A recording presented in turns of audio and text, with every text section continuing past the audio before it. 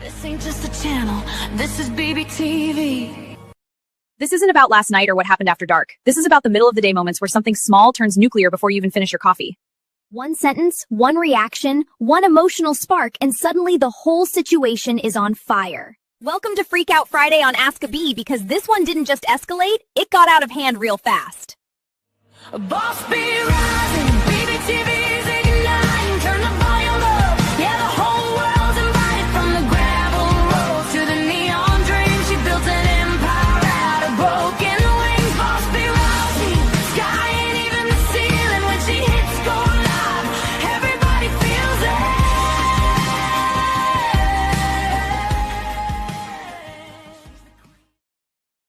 All right.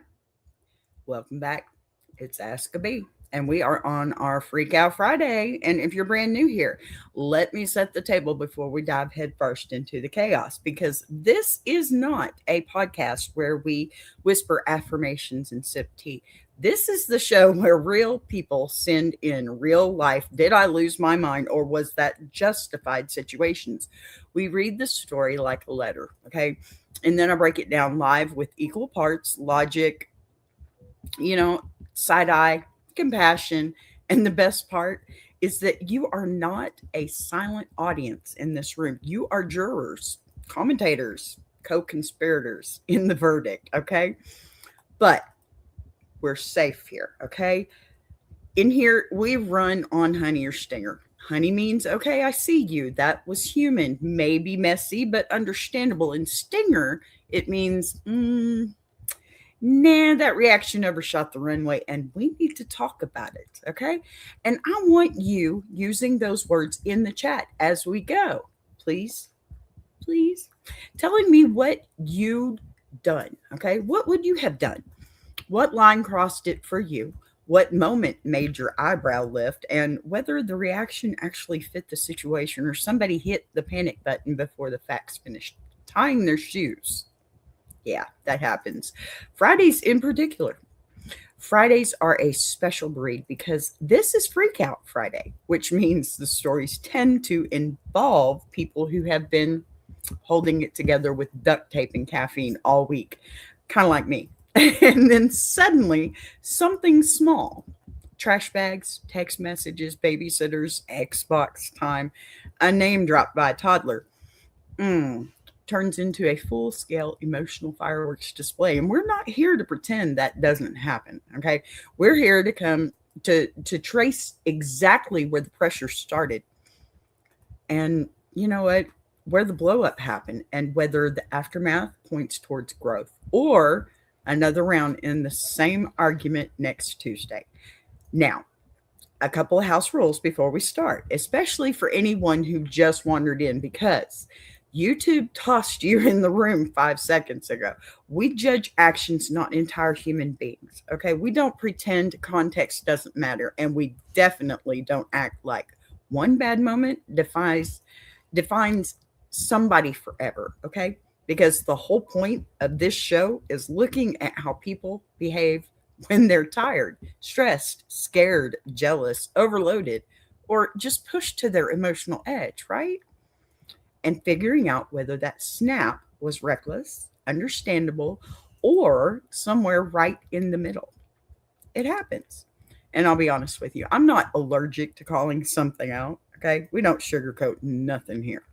But I'm also not interested in flattening complicated people into cartoon villains. No, not here. Because real life doesn't work that way. And neither do the best debates in the chat, okay? And yes, that means sometimes the verdict lands in that annoying gray zone where half of you are typing, I'd have done the same thing, or the other half are like already warming up the okay, but that was still wild. And that is exactly where Freakout Friday likes to live. Let's see who we got here. Robo, hello. Dreamcast, hello. You should play Dandy's World. That would be so tough. Oh, okay. Hi, Robo. How are you? Happy to have you. Thank you for being here. Pardon me, I'm going to spam for just 1 second. Forgot to send that one out. Okay, so today we've got 2 letters, just 2, but they are dense, layered, emotionally loaded, and stacked with backstory, which means we are not speed running these. Okay. We're taking our time, pulling threads, and really sitting inside the whole moment, right? The person who wrote it, because when somebody comes to the internet asking strangers if they were wrong, what they usually say are saying is, I can't talk today. I don't trust my own read of this anymore. And you know what? Hi. Look at there, Pink Babe Cosmetics in the house. Look, how are you? Worker bees last one day. Well, not this worker bee. Let me tell you, I last forever, just like honey. Now, that's where this community shines, right? Because you all come in with lived experience, sharp instincts, and wildly different thresholds for what counts as crossing the line. And you know what? I want the energy in the room. I want the entire time. Okay. Y'all give it to me, not just at the end. So keep that chat moving. Talk to each other respectfully. Argue your case respectfully. Okay. Change your mind mid-story if something new comes out, and don't be shy about saying I was with them until that last sentence, because I do that a lot. And that's usually the moment where the whole thing tilts. And since it's Freakout Friday, I'm just warning you now, the letters today involve long-term trauma, messy co-parenting with new partners colliding with old wounds, exhaustion stacking on exhaustion, my daily life. Just kidding. And that uniquely modern relationship phenomenon where people swear they hurt you, promised they'd change, and then somehow the trash bag is still by the door 3 days later. My house. So if you've ever sat on your couch thinking, I am one inconvenience away from flipping this entire coffee table emotionally, don't do it. It hurts because it'll land on, oh, never mind. Sorry. Congratulations. You are among friends, because these stories live right in that space where logic and emotion are arm wrestling in the driveway while the neighbors pretend not to look. Now, one more thing, because I always want to say this clearly at the top. This is not a courtroom where we issue life sentences, okay? It's more like a post-argument debrief where everybody's adrenaline has finally worn off, and we're asking, okay, what actually happened? What part was fair and what was foul? Okay, and what would have made this go differently? And sometimes the answer is communication imploded. Sometimes it's somebody hid information they absolutely should not have hidden. Sometimes it's old trauma. Grab the steering wheel. And yes, sometimes it's simply that 2 exhausted adults tried to solve a problem at the exact worst possible moment of the day, which is a skill nobody teaches, and everybody eventually messes up. So if you're new here, hit the like button, pretty please. If you're vibing with the conversation, make sure you're subscribed so you don't miss future Freakout Fridays, and settle in, because we're about to read our first letter, break it down piece by piece, and see where the chat lands. Don't forget, honey or stinger. And fair warning, I already know the first one is going to split the room. So stretch those thumbs, pour whatever beverage is keeping you upright today, and let's get into this. This is going to be just so much fun. I just know it. Okay, let's see here. I'm so unprepared and not sure why. All right. Copy that one. Paste it here. Yes, copy and paste. That's my job. That's what I do. And we have media. All right. Here is our first. Oh, there. First story. Am I the a-hole for completely freaking out on my ex-husband because of who he let babysit our daughter? Okay, before we get into this one, I almost forgot about this one. I want to say this real quick. I skim through these. I try to take out all the bad little words. We use fork around here, not the F-bomb, right? Okay, so forgive me if I've missed any. I do apologize. I tried. And also, I'm going to say this right now. With just the title, I'm on her side. Okay? Her and the baby. All right, here we go. I, female 33, have been divorced from my husband, male 34, for a little over a year. It's been rough. Of course it has, honey. We were childhood best friends who thought we'd be together forever. This might be dramatic, but I'm quite frankly traumatized from the divorce, which might be clouding my judgment. Okay, I'm glad she's got that, frame of mind. Anyways, I picked up our 3-year-old daughter from his house yesterday and got some interesting news today. During lunch, she told me that on Saturday, her and Daddy's girlfriend watched Cinderella. Okay, I need a drink. No, I don't drink alcohol, so we're good. Yeah, okay. I had no idea he was dating again, but I calmly responded with, "Oh, what's her name?" Ouch. Not a good move. And she responded with, "Miss Sheila." Okay, is anybody else feeling the tension already? She shouldn't be asking questions she doesn't want the answer to, right? Yeah, that's how I feel about that one. So Sheila is a woman who works with my ex, and who has always been a major point of contention between my ex and I when we were married. Whoopsie. She's always had a crush on her, or I'm sorry, on him, and would go out of her way to antagonize me whenever I showed up to work related events with him. Oh my. I'm pretty sure she despises me. Oh, yes, she does. She does.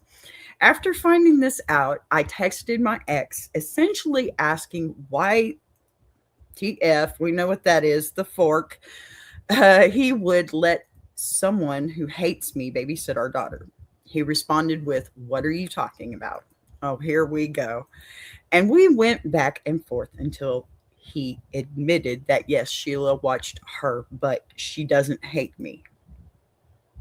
Yes, she does.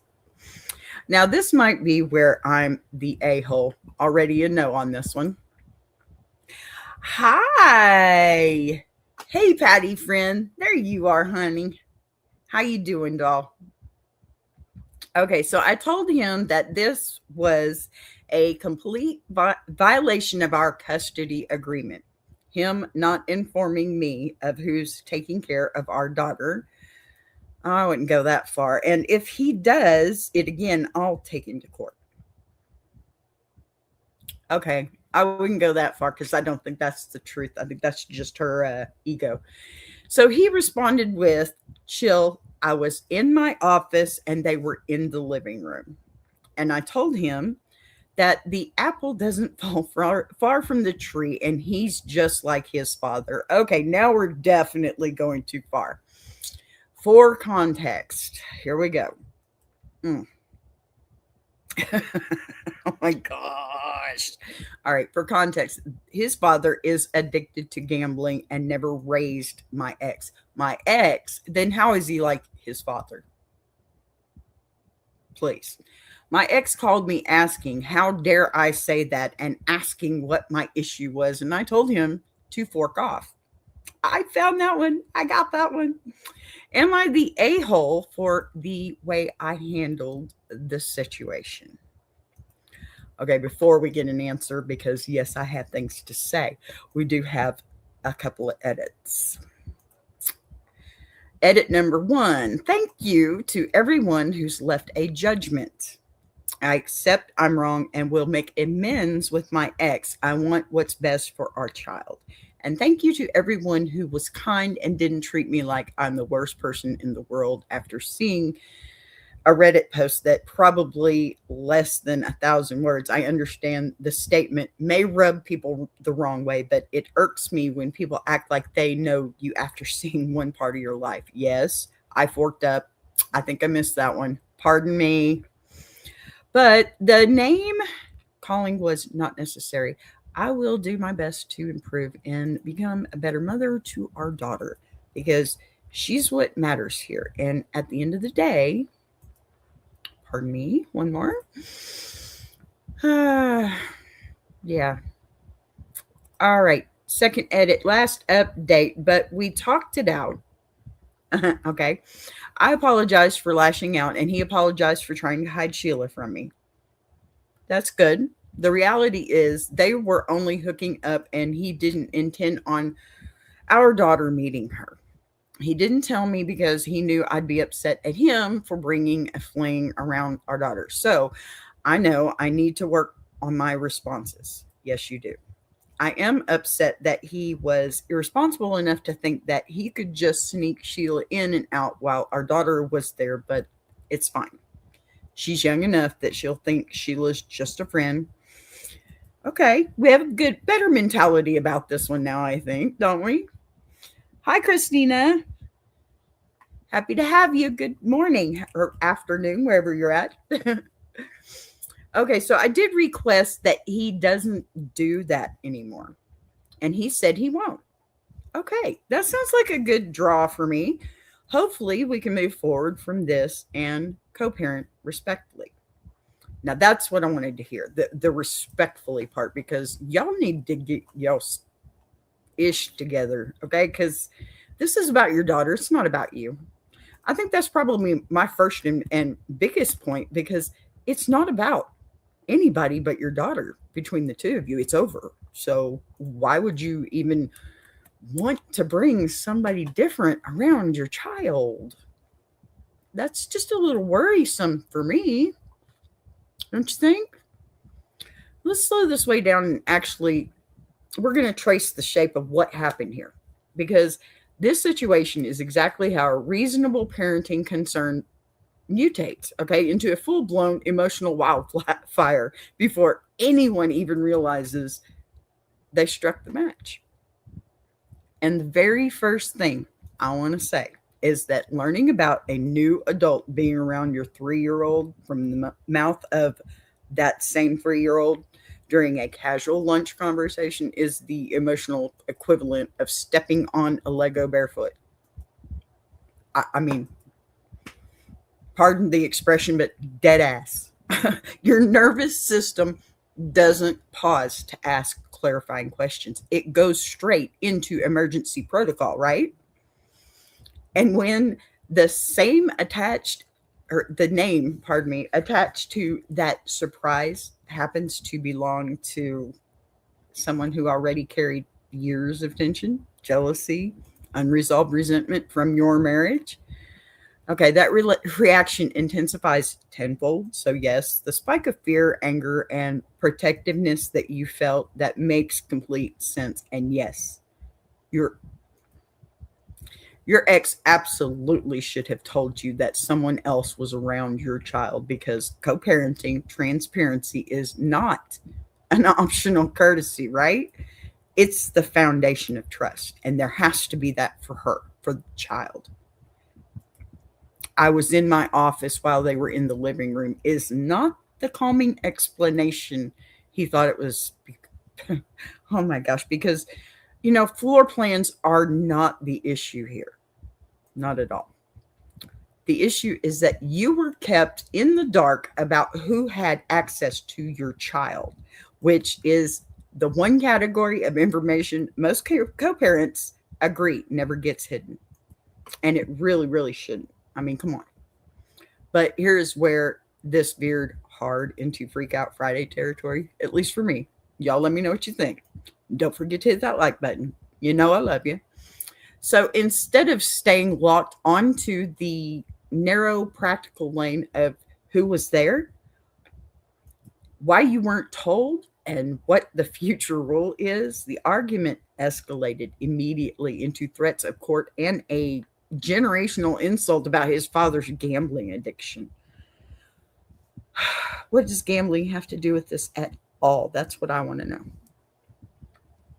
And once you pull that pin, the entire conversation stops being about childcare logistics and becomes a referendum on character, history, and moral worth, okay? Which is how people stop listening and start fighting to the death over pride. And I'm not pretending that impulse came out of nowhere, because divorce and trauma, it does not politely tap you on the shoulder and ask permission, okay? Not to speak or anything. It storms in carrying old screenshots from 6 prior arguments ago, right? And every unresolved hurt you thought you'd buried. And when someone who already felt like a looming threat to your marriage suddenly appears in your child's environment, oh, honey, the brain does not choose diplomacy, it chooses scorched earth. Mine would. But Freakout Friday rule number 1 is that escalation before clarification is almost always what transforms a solvable boundary dispute into an emotional cage match, okay? Don't react. What do I say? Don't freaking react, people. Pardon me. In the family history jab, okay? In particular, didn't protect your daughter. In fact, that was probably the stupidest thing I've ever heard anybody ever say. I'm sorry. That pissed me off. I can understand why it pissed him off. That's just really ridiculous. Why would you compare somebody to someone you know they hate just to hurt them? Just to hurt them. Don't forget who's going to get hurt in the process. And I'm not talking about you, honey. I'm talking about that baby. That's who's going to ultimately get the most pain out of your situation. Stop that crap. Just stop it. You know, you didn't establish new rules and you didn't secure transparency going forward through that. It simply guaranteed that your ex would shift into full defense mode instead of answering questions, because nobody responds calmly when their lineage gets dragged into an argument. And that's exactly what happened. The conversation, it ballooned into outrage, phone calls, profanity, and accusations, okay? Instead of narrowing towards the one productive outcome that was available to everyone, which was a clean agreement about notification, babysitting, and romantic partners around your child. And what keeps this from wait, before I say anything, the rule for him applies to her too. Not saying that she's done that, but she has to own up to that too. So, you know, it's got to be a two-way street. The both of you made that child, the both of you need to protect that child and stop acting like children yourself. Okay. What keeps this from being a one-sided drag fest is that his behavior absolutely contributed to the explosion too. You know, because hiding the presence of someone he was casually hooking up with around your kid in order to avoid upsetting you is not the strategic genius move he thought it was. No, it's the kind of secrecy that detonates trust. Absolutely. And even faster than blunt honesty. And you know what? Sneaking people in and out of a child's life, even briefly, is exactly how misunderstandings metastasize into permanent suspicion. Because once you find out after the fact, your brain fills in every little missing piece, every little detail with worst case scenarios. It's always going to be the shoe's about to fall. You know, the floor's about to fall out. Let's see. Patty says, I can understand her freak out, but I can understand his reaction too. At least she humbly listened to the reactions. Got to give her honey for her response to the situation, in your opinion. You know what? I totally agree with you. I do. I think that both of them are playing children here. Don't be a kid having a kid. Grow up a little bit, be a little bit more mature, because you know what? That child needs you to be, right?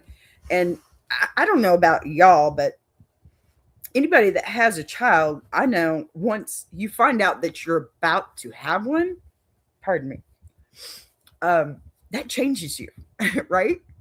It changes you. And wow.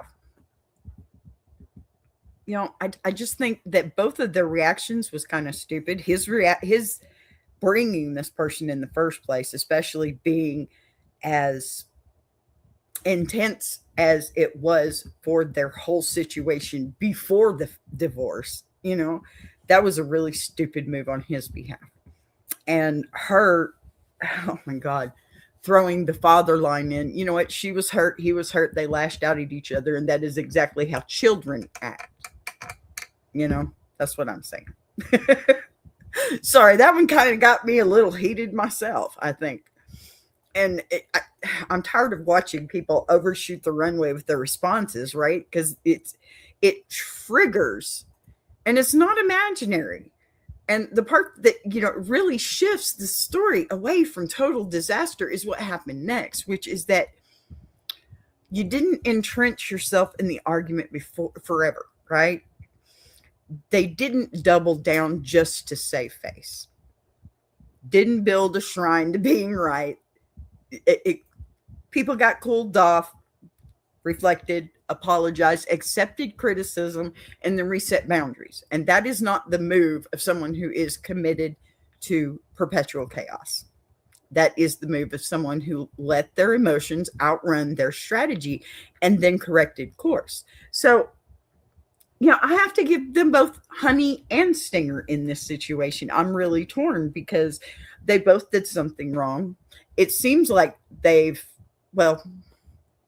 I wish he would have been a little bit more forthcoming, or maybe she just didn't say with his apology in this situation too. Maybe if we had more context on his part in this, that would be more helpful for me, because, I feel like maybe, yes, she was wrong to say that, but he was wrong to do that. And, they both should be apologizing because they both messed up. That's just me. That's not how it usually works, especially not in my house, but, that's how it goes. But you learn each other to the point where even if you don't say you're sorry, you know how to say you're sorry. That too. That takes time, though. These are apparently, they didn't take a whole lot of time to stay married. So I don't know. That's just me. I guess that's just me. Alrighty. So, yeah. I don't know. The more I think about this, the more I just realize neither one of them really were thinking about the child, because she had her pride because of Sheila, right? And he had, well, I don't know. See, I'm torn now, I guess, because I really think that had he not done what he did, she wouldn't have gone off. He set the tone for the whole situation. And it was really irresponsible. And it was even more ridiculous that it's with the same person there was tension with before the divorce, which I don't care if they're just hooking up or not. Mama, little girl should have never seen that lady's face again, as far as I'm concerned. Maybe that's me. Maybe I'm being old-fashioned, but that's the way I see it. All right, you know what time it is. It's break time. Doggy needs to go potty because, that's all I do all day. Anyway, I'll be right back. You guys enjoy the song. Stretch your legs. Get you something else to drink. Plug your ears if you don't like it, but stick around. I'll be right back with another story. Love you.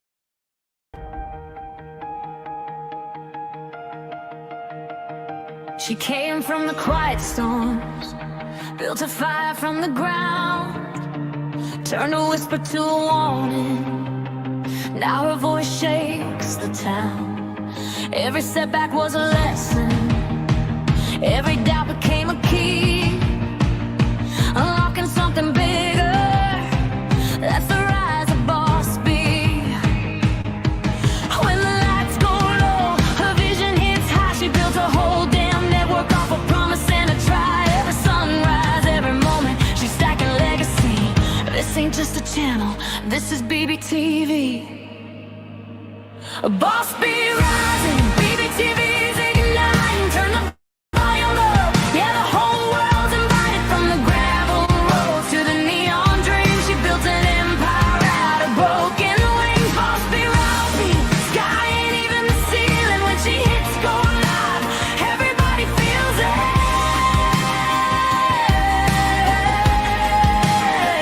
She's the queen of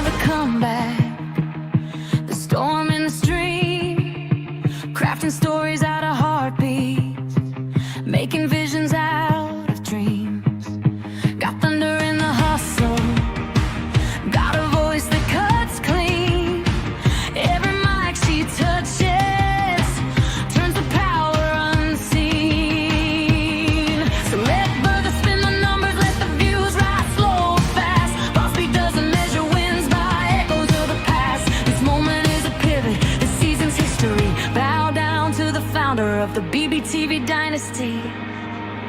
A boss be rising, BBTV's igniting, turn the volume up, yeah, the whole world's invited. From the gravel roads to the neon dreams, she built an empire out of broken wings. Boss be rising, sky ain't even the ceiling. When she hits go live, everybody feels it.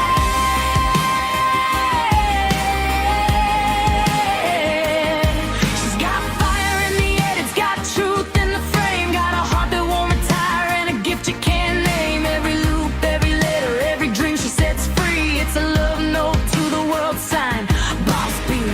And the world keeps watching as the numbers climb, but she's counting all the moments, not the dollar signs. From the late night grind to the daylight scene, she's building something bigger than the algorithm's dream. Boss be rising, BBTV shining, her story's rewriting, a legacy in real time.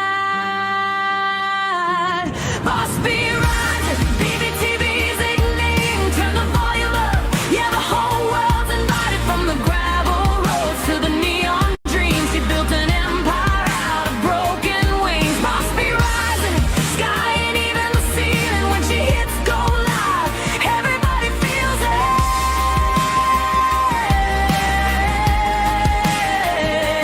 BBTV, where the stories breathe. BBTV, where the dreamers believe.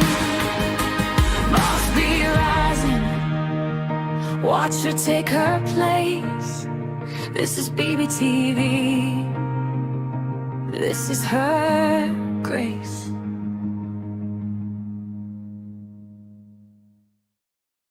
Join Boss B for Ask a Bee Monday through Friday, 12 noon Central Standard Time and Jukebox Journey every Saturday, 8 p.m. Central Standard Time.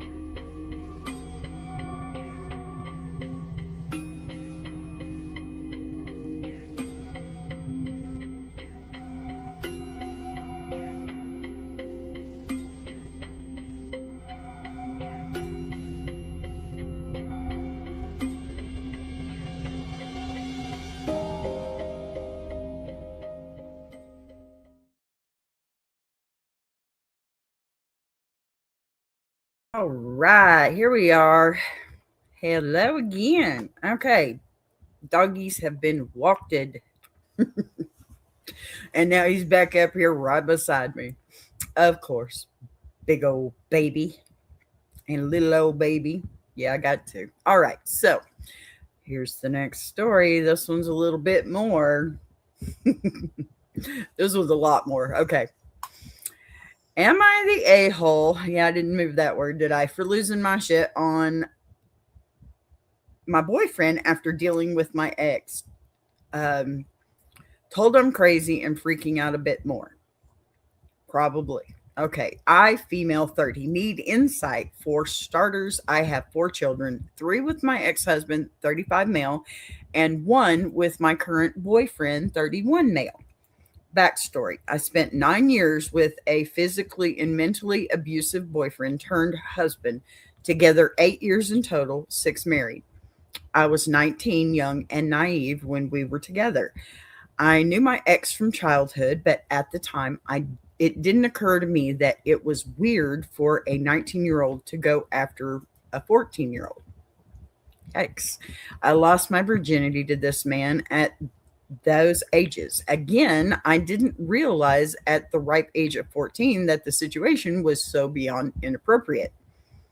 He took my virginity at 14. I dated him at 19 and had my first at 22. I went through some shit bad with the prior ex before my ex-husband, sorry, it's a word. We're adults here. Amidst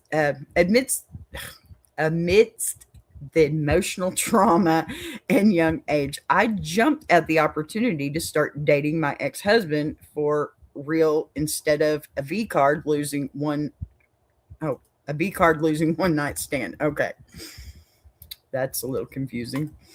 All right. Before I married him, we had a daughter, which I also wanted and tried for. We got her. After that, I told my ex we needed more protection due to allergies I can't take because, so I'm extra cautious with my prophylactics. Okay. He got me pregnant twice after being drugged. After being drugged, he was caught weirdly by my now boyfriend assaulting me while I was passed out, inebriated. Oh, my ex's words to my now boyfriend were, "We're married. Technically, I own her. You have no say."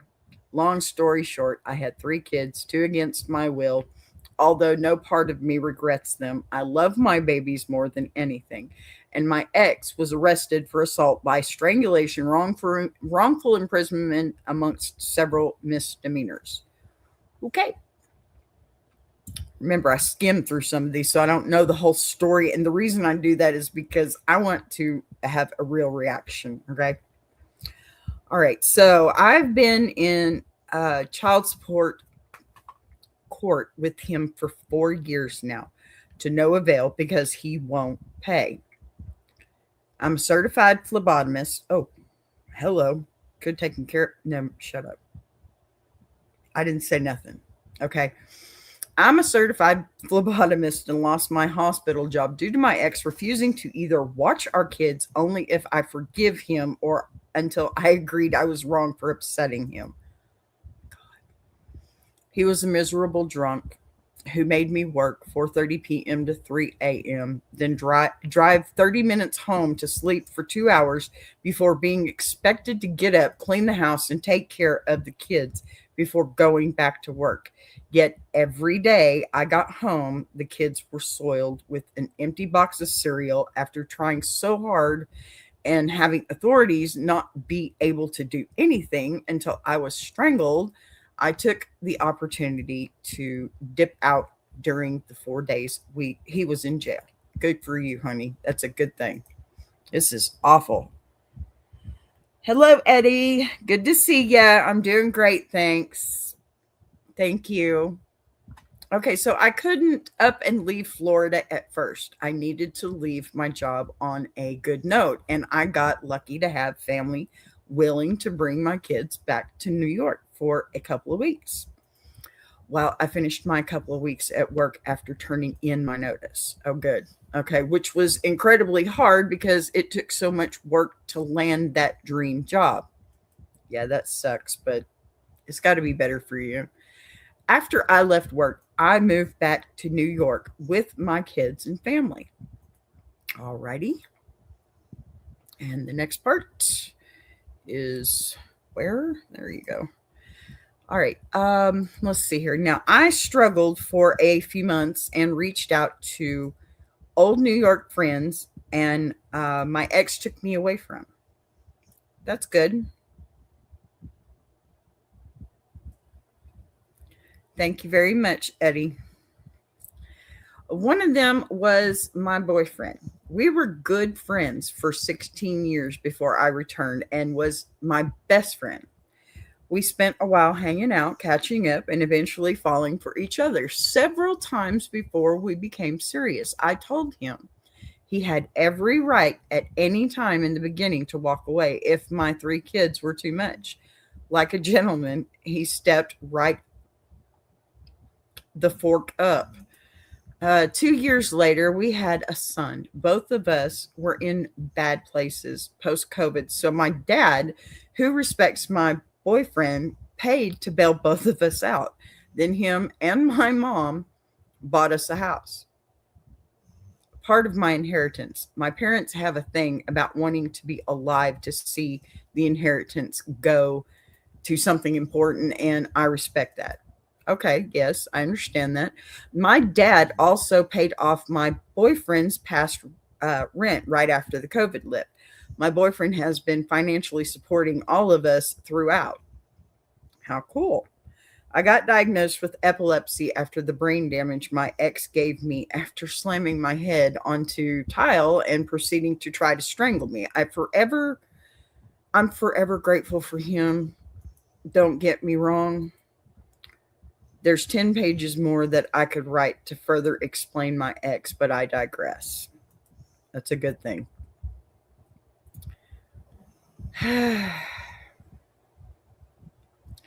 Eddie, I think we've had this discussion before. I'm Boss B. Okay, that's my name. All right, here's where the AITA question comes into play. My boyfriend, who supports us and never abuses me, has a habit of not following through half the time with the little things like taking the trash out or taking the dog out. He's very aware of my past and knew my ex. The last 6 months, my youngest has become the mobile toddler you can't trust. And as a stay at home mom, I can't keep up with the chores at a timely rate while watching 4 kids. I do my best, but I've spent months literally begging for help from my boyfriend. By help, I mean I bag all of the trash and leave it at the door while cleaning the rest of the kitchen and bathroom. Ask him to bring it outside on his way out to go to work, and he won't. I point it out, and it's always, I forgot. I'll do it tomorrow. It goes on for what in the world? All right, it goes on for a few days until I stop trying to make a point and do it myself. All righty. I'm not sure where that came from. Something's wrong there. Okay. Yeah, because that was supposed to be up. Sorry, distracted. Now it's time for this one. I've verbally expressed all of that verbatim to him, yet it never changes. I asked to sleep in for once, and he'll get up and let me sleep. But the whole time will be on his phone. And when I wake up, yes, I actually slept in as he kept the kids quiet. None of the chores were done to give me a break, even though I've expressed how overwhelmed I am. I'm answered with, well, I'll let you sleep in. Honey, it sounds like you're having just, no good luck with any of them. Where did this, what?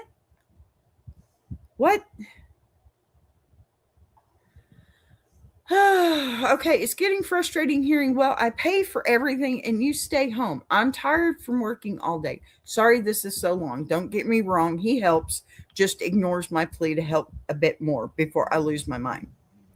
For reference, my kids are 8, 7, 5, and 2. I should also mention I clean the house, do laundry for 6, cook for 6, and keep up all the kids' schoolwork 24/7. I don't just sit on my ass. Okay. Thank you, Eddie. You have a great day too. God bless. So, okay, next slide. Yeah. Tonight, I once again asked several times for help while the kids were going after each other, and I was cooking while cleaning. I was met with attitude about how he never gets to play his Xbox or do anything to himself because he works and pays for everything. Mind you, my parents bought the house and my Christmas present last year. From my dad was paying a year of my car insurance. We can only use my car, his total. Okay, not his fault. Good. So I lost it. I yelled and screamed and was nasty. That's on me. I did apologize, but my reaction was built up from months of not tiptoeing around my feelings, but being blunt in a healthy way about needing help and being met with, I hear you, I'm sorry, I'll do this or that, but nothing changes. Thank you, Eddie. I appreciate you. Okay, so this has gone from one extreme to another for me here. So this man is a saint. He comes with flaws, as everyone does. But after months of blatantly expressing how I'm overwhelmed and need help and basically going nowhere in terms of helping resolve this, I lost it. Now I feel like an ass. SOS. Am I the a-hole for screaming at my boyfriend? Am I expecting too much help, even though at the beginning I gave him several outs? Expressed how I understood not wanting to take on someone else's kids, knowing the BD was a POS. I guess the bad dad was a POS. I don't know. Don't get me wrong. I love this man. This isn't a matter of should we break up, but more so did I overreact. Thanks for reading this far if you have. Okay, you get a lot of context here, honey. My goodness. Yeah, I should have skimmed this one more. I may not have done it. Just kidding. Thank you, Eddie. So, yeah. Okay, let's take this one slow, and because that's the only thing I can do here. That's a lot. Okay. I'm even going to widen it out a little bit because there is a lot of history sitting underneath this blow up. And when somebody asked, did I overreact after living through years of abuse, medical trauma, custody battles, financial stress, and the daily logistics of 4 small humans? The honest answer is almost never a simple yes or no. It's about whether the reaction matched the moment or whether months of pressure finally punched through the ceiling here. Yeah. And here the ceiling had clearly been cracking for a long time, because you are not describing a person who woke up one morning and randomly decided to scream at a perfectly attentive partner. Okay. You are describing someone who survived a predatory relationship that started when she was a literal child, okay? Endured sexual assault. Pardon me, SA. I'm not supposed to say those words. Forgive me, YouTube. Inside a marriage, okay? Had children under coercion. Got hurt badly enough to cause lasting neurological damage, okay? Fled across states with kids while trying to preserve a career. Lost that career anyway. Fought in court for years for support that never came. Rebuilt her life from the ground up. Leaned on family help without pretending it wasn't helping, right? And is now spending every single day inside a house with 4 children under 9. One of whom is a 2-year-old demolition expert, right? Doing the cooking, cleaning, laundry, schooling, logistics, and safely monitoring while managing epilepsy and the psychological residue of nearly a decade of violence. So when you say you are overwhelmed, that's not dramatic language. That is a factual description of your operating conditions. And when you say you have been asking clearly, repeatedly, bluntly, without passive aggressive hinting for specific help, like talking, bag trash outside, or taking, pardon me, walking the dog, knocking out a few chores while you cook or while you finally get to sleep in. The pattern keeps looping into I forgot tomorrow, or I let you sleep in, right? I'm not hearing a one-off lapse. I'm hearing a chronic mismatch between, well, what you need and what he is consistently delivering.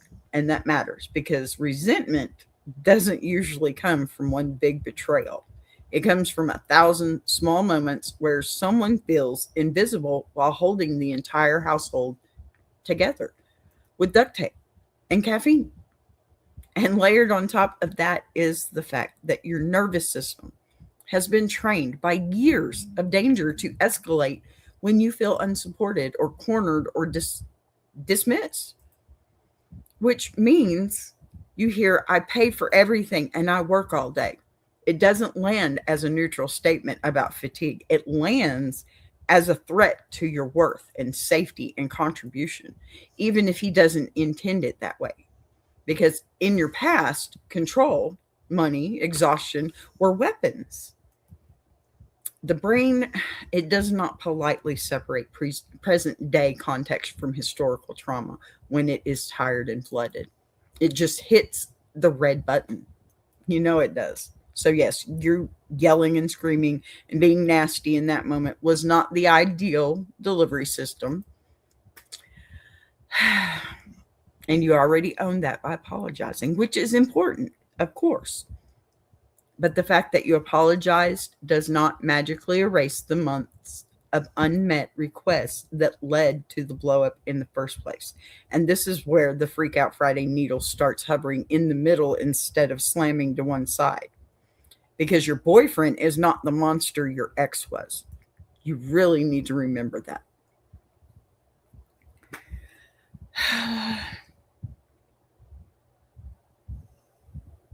Oh, thank you, Eddie. I see. You're a strong woman, boss B, queen. What doesn't kill you makes you stronger. Love you, my friend. Thank you, Eddie. I appreciate you for that. That's very kind for you to say. I really do appreciate it. Okay. So, by your own account, he stepped up for kids that were not biologically his, which is pretty amazing in itself, right? Financially supported the household, stuck around through medical diagnosis, and accepted help from your parents without acting threatened by it, and is generally not abusive, okay? Which means he deserves to not be verbally torched, okay, when tensions peak. But he also does not get a permanent pass on household participation simply because he earns the paycheck, especially in a home where your labor is constant, unpaid, physically exhausting, and mentally relentless. I mean, that's a lot of kids. I had 3. It was rough, It's hard. Because staying home with 4 kids is not leisure, okay? It is a full-time operations job. In fact, it's 4 jobs. It is, because no child is alike, right? And these jobs, over time, lunch breaks, you live explosive or live explosives crawling underfoot, basically, is what they are. And when he frames it as I work and pay for everything, that's not just inaccurate in light of your parents covering the house and car insurance. It's dismissive of the invisible labor that keeps the family functioning. And dismissal is, well, it's gasoline when someone is already running on fumes. So what I see here is not you expecting luxury level assistance. It's you asking for targeted, concrete help so the entire system doesn't collapse. And what makes the screaming understandable, though not ideal still, is that you weren't vague about this. You weren't silently stewing while pretending everything was fine. You told him exactly what you needed.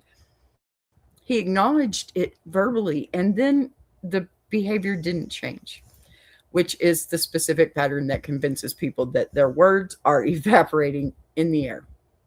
It's true. Patty says, when I stayed home with my kids, I prayed to go to work outside the house. It is unending work. Amen, sis. Oh my gosh. Exactly. I was at home with my kids. I even homeschooled. And let me tell you, it's not a picnic. It's just not.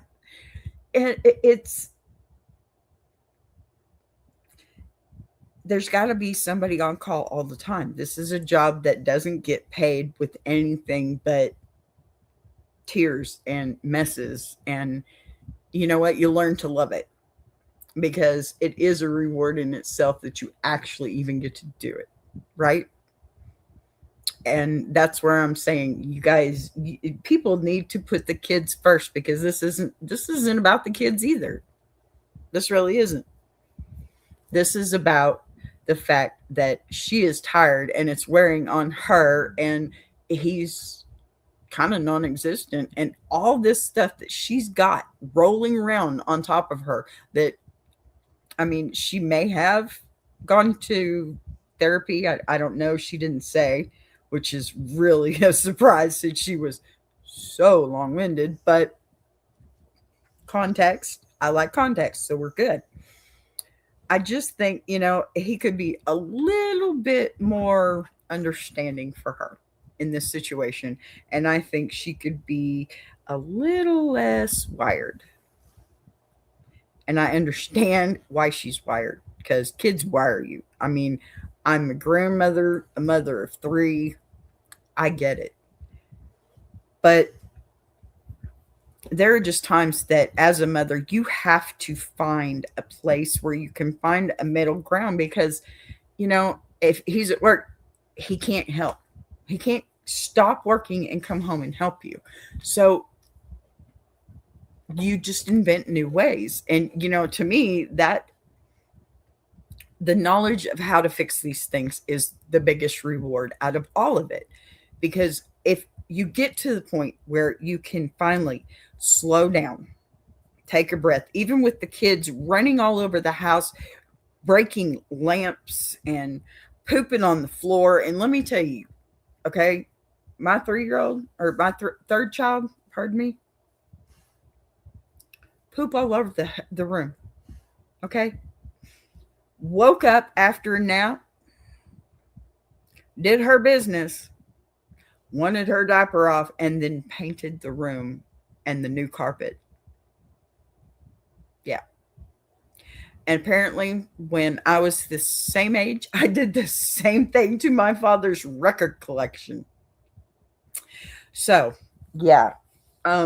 Children do these things. And, the best thing that you could do is just don't react. I say it for every situation. Don't react. Take that breath, okay? Stop what's happening. Take a deep breath and then handle it. Because nothing is ever handled well out of anger, right? And when I walked in that room and there was literally shit everywhere, I was angry. I was devastated with the carpet. I was. Let me tell you something. Being a mom is hard. Even just one child. And I know I hear people say all the time, and of course, Bill Cosby said it, that having one child does not make you a true parent. I beg to differ. Okay? Because number one, you learn from the day that you are able. Like, I was 8 years old when I learned how to change my first diaper. Okay? 8 years old, I was changing diapers. My brother, my sisters, my cousins. 8 years old, I was changing diapers. Okay? You learn from the very get-go how to be a parent. Guys, not so much, because dads are out there teaching their sons how to be the provider. So you've got to keep in that mentality too, because we are our parents to an extent, That's why I always tried to get along with my in-laws, because nobody knows my husband better than my in-laws, which taught me to know my husband better than he knows himself. And vice versa. I mean, it's been a long time, a long time. And you get to a point where you finish each other's sentences, all that stuff. And all this happens before you have children. So why, after you have children, does that, it kind of like separates, it seems to me. I think that's where parents need to grab a hold of each other and say, don't let go. Because you're forgetting these things that you learned already. these things that were muscle memory, you're changing because the dynamics have changed, right? Things are more stressful. There's less time to do the things you want to. So if you stop and you take a look and you just breathe for a minute, don't react. Don't react. That's what I say. I mean, I got 3 kids, all 25 and above, right? I'm not saying I'm an expert. I'm just saying I have experience. And this is how I've been able to get through this and still stay married to my husband and now be preparing my granddaughter for school almost on a daily basis because I didn't react. I learned how to stop reacting. And I don't care what any other therapist says. If you can learn how to do that, you can learn how to get through life without totally crashing every 5 minutes. That's my piece there. Okay. Seriously though, it's important. Reaction is everything. And that's how I taught my kids as they were growing up. Reaction is everything. And I would say, they would ask me for something and I would flat out say no. If they reacted correctly, okay, thanks anyway, something to that effect without getting ugly with me. You know what? That was a great reaction. I think you can go ahead. It's important to teach them not to react like that, right? Anyway, all right. So before I bounce, don't disappear on me just yet, okay? Because the deal, I got a little bit of promos at the end here, but because Freakout Friday never really ends when the story does, it just moves into the parking lot. And there's always a conversation back there, So leave something in the comments for me. Let me know what you think about this one. And that's where I want you right now, okay? In the comments, arguing respectfully, dropping your honey or your stinger, telling me which line tipped it over for you and what you would have said instead of where you're standing in that kitchen with 4 kids running wild and trash bag by the door, because I read those. I pull from those. And half the time your takes end up shaping future shows. And if you enjoyed today's chaos with the purpose, then make sure you tap the like button for me, please. Check you're subscribed, okay? And don't forget, memberships, super chats, we are fully monetized and running with it, okay? Share this with somebody who lives for messy relationship debates, because that's how this community keeps growing. And right after this, we've got another idea coming up for me. So check it out. We got a little BB promo. You know how I do. My girl, she's always in there somewhere. All right, y'all. Stick around. Check out Tuber Chat. Don't forget Tuber Chat. Get over there and see them. Love you guys. Bye-bye. I want to take a minute to shout out Tuber Chat. If you're a creator who's tired of surface level advice, and actually wants to understand how YouTube works, that's the space. It's real conversations with real creators who are in the trenches, building channels, testing ideas. No posturing, no gatekeeping, no fake guru energy, just people sharing what's working, what isn't, and why. If you're serious about growing, learning, and not doing this alone, check out Tuber Chat. The link is in the description. If you're enjoying this show, subscribing is the easiest way to support what's being built here on BBTV. You'll see the join button right next to subscribe. No pressure, no expectations, just an option for people who want to support the channel in a real way. We're live weekdays at 12 p.m. Central, and each day has its own focus. Same honesty, same voice, just different conversations depending on the day. And if you've got a story you want to share, send it in. Anonymous is always fine. Boss be right.